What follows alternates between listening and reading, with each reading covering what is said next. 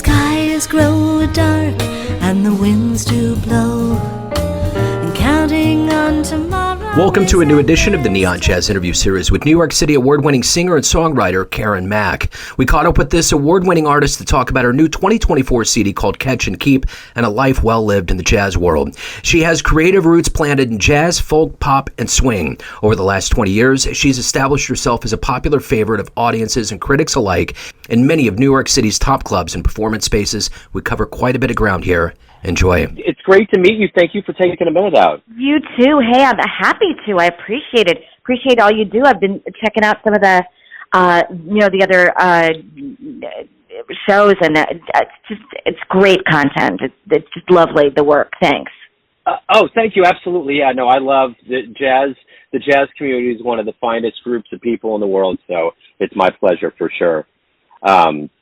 But I would love to begin our conversation before we get into your latest album, Catch and Keep, sure, by asking you, 4 years ago, we were really kind of wrapping our heads around this global pandemic, and I'm wondering how you made it through it and how it either influenced this album or changed the way that you approach things now. Oh my gosh. Well, I mean, it is a great question. I think you're right. I think that whole time period was this kind of time out for a lot of people. Like everybody's, their regular routines all changed. And, for me, I don't ever want to say, I think a good thing we had that pandemic, that just sounds crazy. But I will say that it really, it gave me a space. It gave me a required break from all of the things that, I'm a busy person. Most people are busy. I'm thankful to be busy, but this was and I still was able to do a lot of things that I would normally do creatively during COVID, because people that love the arts and people that love music, and those of us that really, live for it, find ways, life will find a way kind of thing. For me, it gave me an incredible opportunity to kind of be on pause, and I took a lot of workshops, and I did a lot of singing online, and I had access to amazing mentors and teachers and music friends that suddenly weren't on the road. Like suddenly, it's class with Jane Monheit, it's class with Lauren Kinnan, it's class with workshops with Greta Matassa and Michelle Mayon, people that you wouldn't normally be able to connect with, in any meaningful way. And so in that respect, it was life-changing for me, because it really kind of refocused. So much of my work is in vocal ensemble work, and I love that. But it gave me a chance. I'd been feeling for years, even the couple of years, even before the pandemic, that I really wanted to find what my solo voice was again, who I was as an artist, what I wanted to do, and the kind of writing that I wanted to be doing, and so that it was in its way kind of a mixed blessing for me. It did give. I will be grateful for that time that people made opportunities and made inroads to connect. That definitely shaped this record, for sure, shaped by writing, gave me enough kind of wherewithal to go, no, you know what, this is doable. This is, we could do a project, even if it's starting in your house, even if it's starting in, demos or classes. I feel like I'm meandering a little bit. I apologize. It's an emotional subject, the pandemic. It was like there was a lot of loss, and there was a lot of kind of new growth and rebirth that came out of those things. But in a very tangible way, the question that you asked, how did it impact this particular record? Absolutely, in that my friend Peter Eldridge, who I've known for a very long time, and I've always been a huge fan of his work, and he's always been not just as a vocalist, but as a singer-songwriter and a producer, and he does lots of things well. And I enjoy him as a person. We've known each other a long time.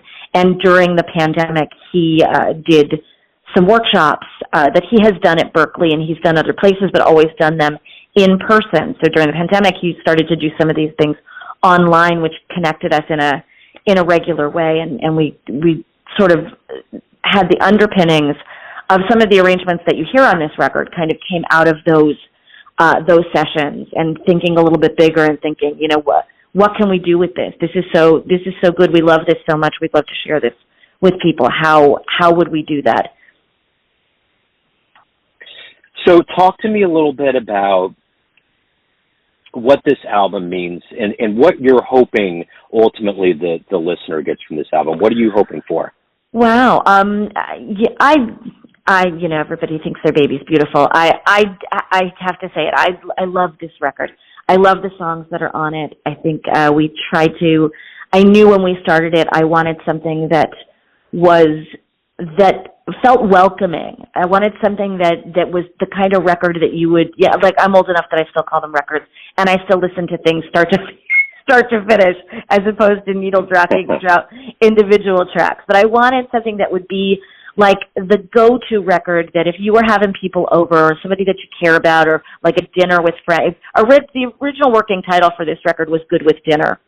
And we ultimately moved to Catch and Keep because the songs kind of told us that there was more to it. But I just really, I am hoping that, the way that people consume music and enjoy music now is so global and so easily accessible, that I'm hoping that this record will get to have a nice life and reach people in a warm, uplifting, interesting, fun, thoughtful way, far beyond where I get to play right now, or where my road dates would be.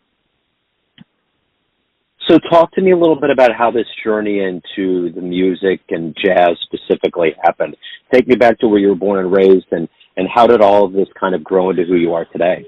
Sure.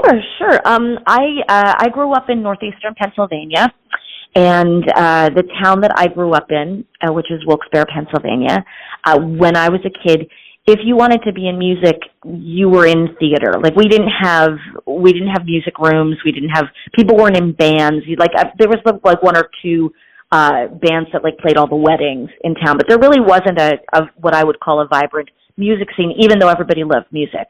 But my mom loved records. She loved all kinds of records. And in particular, she loved Ella Fitzgerald, and she loved Bobby Darin, and she loved the Rat Pack, and she, somewhere inexplicably in there, she had this mad love for Loretta Lynn. So it was always sort of a weird playlist in our house. But she just was always looking for other music and new music. And nobody in my family was musical, like nobody played an instrument. But I always felt like the love of music and seeking out music was really formative for me. I had some teachers early on, like when I was in elementary school. I always sang. I wish that I had somebody that was a little bit more like, Tiger Mom about me learning an instrument, because I didn't really, that didn't happen. Like, I play well enough to write. I play a piano and a little bit of guitar, just enough to suit my writing. But I wish I had a little better command of that. But I always sort of thought music was something that you were just good at. Like, I didn't understand that people learned it or that people poured themselves into it until I was much older, and went off to school. And in my head, I think I still thought when I went to college that I was going to be a theater person, because that was kind of all that I knew. And then I got to college, and suddenly there was this whole world of music, and in particular, I went to Syracuse University, which is not known for being a jazz school, but they had a wonderful jazz choir, and they had a great vocal program and a music program there, in addition to their big communication school and all the other things. And I just got to start doing different things, and that spark. I always loved jazz. It was especially vocal jazz, Manhattan Transfer, Laurel Massey, Carmen McRae, Anita O'Day. I guess everybody's name ends with A today. But had lots of influences and listening like that. And then when I left Syracuse University to come back and take care of my mom had gotten really ill, and I left school to come back. When that sort of resolved itself and I moved here to New York, then I started as a jazz performance major at Mannes and really kind of dove into better listening. And but then as you get into your 20s and 30s and it's about work. And thankfully I was very lucky that at that time there was session work to be had. I was a good reader. I was on time. Made an effort to be a pleasure to work with, those kinds of things, and had some nice opportunities to work in vocal music and in pro a cappella, in a 4-part vocal group that I toured with for a little while, and those kinds of things. So my professional life kind of lived in ensemble group harmony for a good chunk of time, and I still work a lot, thankfully, in that field. But it's so nice now to have learned over the course of maybe, certainly before the pandemic, that you can do more than one thing. You can develop your work as a solo artist and as a writer. I'm kind of a hybrid. I kind of I like a lot of different things. My influences are varied. So it's nice to be able to bring all of that together into jazz and swing and improvisation and that kind of creative work that exists, I think, in jazz in a different way than it does in the other genres. So what would you say was one of the early live shows that you saw that was seminal in your development that made you either think, I want to be on that stage one day, or I love this? Oh my gosh, yeah. So when I first moved here to the city, I'm going to date myself a little bit. I worked for my day job. I had a job with a Japanese investment bank downtown in One World Trade Center. And in the summertime, those buildings of the Trade Center, there was a roof or like an upstairs pavilion, and they would do a concert series in the summer. And they had a jazz. I want to say there was a jazz station here called CD 101.9. It was a smooth jazz station, and they were one of the sponsors of it. And so you had a mixed bag of artists that would play it. And I remember being on a break one day and going up there and seeing the New York Voices, which at the time, I'm not sure if Lauren Kinnan was in it yet. It might have been the first incarnation with Darman Meter and Peter Eldridge and Sarah Krieger and Caprice Fox, I think was the original lineup. I don't think that they had any change of the guard then, but I remember, like Andy Ezrin was on keys and Tommy Igoe was on drums, and it was just a world-class kind of outfit. And I just remembered standing there listening to this incredible harmony and these great arrangements and great interesting changes, and thinking, and they were so free in it. Even though there was a lot of, they were vocal arrangements, so obviously there's a set path for part of it, but then everybody would break out, and the singers were every bit doing great solos. I hadn't seen pros stretch out like that before, and I just thought, oh my God, that even existed. I just thought, this is, I'd heard it on records, but I'd never seen anybody do it live up until then. So I feel like that was a turning point for me, that even if I didn't end up necessarily in a group like that, I knew that somehow my eyes were opened, that there were more things that existed than I had thought of as things to love and things to pursue and to be inspired by.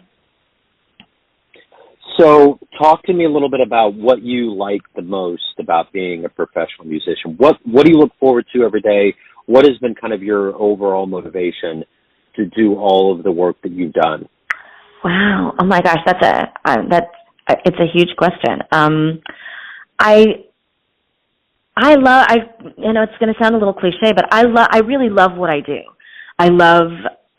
For me, music is a conversation. For me, whether it's a room of 10 people or 100 people or however many people, I feel like it is a sharing exchange from the bandstand. It's not just about me presenting something that other people sort of watch me have a moment. Like I feel I dig that, and it drives me. And so, and I'm afraid I'm one of those people that always kind of has 100 ideas, like I can't say hello in less than 20 minutes. I can't, I've always got a lot of things that are going on, 'cause life is short, life is short, and the time that you give to other things that make creative work possible, I just feel like whenever I have a creative idea, I just want to try to nurture it and grow it and see what happens. So I do think now, as a grown-up and a professional, I have come to where I don't apologize maybe as much for the time that I take that I need for creative things. Like I made an effort. I started during the pandemic. I'd always sort of done it on and off as a writer, but I write every day. So every day I get up in the morning, and there's a chunk of time that is for me, and that's for writing, whether it's from a prompt, whether it's just an exercise, whatever. And I write a lot of spectacularly terrible things during those morning hours, but it gets them out of the way for other things. And I carve out time for more listening too, like just trying to find like new artists and new music. And some new music for me is not new music at all. Like maybe a year and a half ago, I just went down a rabbit hole with Mildred Bailey, who I did not know anything about her backstory as an artist, but I just loved the sound of her voice. And then that took me, into the history of that early band touring period and those kinds of records. So, I mean, I guess that's what's different for me, is that I still try to do a lot of things, but when I was a younger musician and working, I just couldn't say no to anything. Like anybody that called me for any kind of gig, I just felt like, if I say no, this could be the one. If I don't take this, and so I filled up all of my time with a lot of things that nothing that I ever was sorry necessarily that I did, but it really left no room for stuff that I wanted to do, and it kept me busy enough that I could tell myself, well, you're in the business, you're working, and as opposed to having a little bit of downtime that goes, well, wait a second, what do you want to do? Like it's not, what do they say? A rocking horse is constantly in motion, but it doesn't get anywhere. I think we kind of live in a culture, across industries, certainly, where people are a little addicted to being busy. We like to be busy. We like for our lives to be full. And every day, the media and things are finding new ways to fill up our jars. But that's the nice part. Sure. Don't you? I mean, don't you think? Oh yeah, for sure. Yeah. There's definitely the mouse and the wheel effect. I get it for sure. Yeah. I'm curious. At the end of the day, why do you love jazz? First of all, I love the creativity of it. I love that people use this language, this beautiful musical language, to tell all different kinds of stories, and experiment. And I love to see people that do songs in different ways, or people that take, I love to take a tune that's an instrumental tune and try to do a vocalese to it, or like look at a solo and think, okay, why would that horn player play it that way? I appreciate so much, and maybe this has just been my experience. Maybe this isn't true across the board, but I do find that the ageism that exists in other genres of music particularly, in pop, don't exist the same way for jazz. Like when I go out and see something, I will see a young player on a bandstand with somebody who's an old master on the bandstand, and they love it. They love that shit, like younger artists. I'll go to workshops out of town, or I'll go to a panel, and I'll see people of all ages that want to learn from older artists, and are wanting to be nurtured and want to spend time listening to great classic players and classic recordings. And I think that that's really huge. I think that that's, to me, that just, it just makes it a lifelong pursuit. It makes it a lifelong love and appreciation. So at the end of the day, everyone has a perception of you, family, friends, fans, everyone out there, but you run the show. What's your perception of you? Who do you think you are? Wow. Oh, geez, I don't know that I've ever thought of it that way. Isn't it funny? You wouldn't think that would be a hard question, especially, since I just put a project out. Yeah. And I think that you're right. I think that in our lives we are different things to different people at different times. I think that I'm an entertainer. I'm a communicator. I'm a singer and an interpreter of song. I'm fun and funny and looking to uplift people with what I do, through music and through being on both sides of the bandstand. I like to think that I'm that when people meet me, that there's that they do see the real me, that it's not not some artifice or something that's been some persona, some performing persona that's been created because either by the industry or for the industry. I like to think that that you're, when you come to see my work, or you hear songs that I've written or projects that I've been on, or you meet me, that you're meeting me, and that it reads that it's that I appreciate and value so much getting to have that exchange, and that people would be interested in who I am and the music that I make. So if anyone wants to pick up and properly get Catch and Keep and see you live, anything about your world, where's the best place to go? I would say go to KarenMack.com. That's KarenMack. So it's like the truck, not like the cosmetics. And because usually I'm better than most. I think of my friends. I love social media, but I do tend to keep my website pretty up and current, so that people from all over can find things. Like social media kind of comes and goes in waves. People are completely into it, or then suddenly they hate it. So I try to be mindful of that.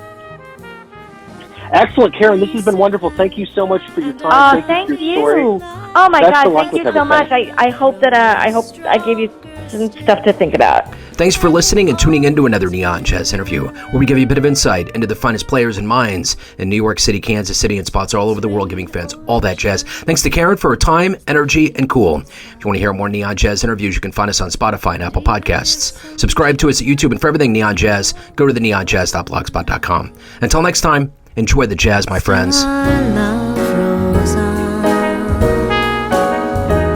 I love Rosanne. We can rise above it, 'cause our love, Rosanne, and on and on.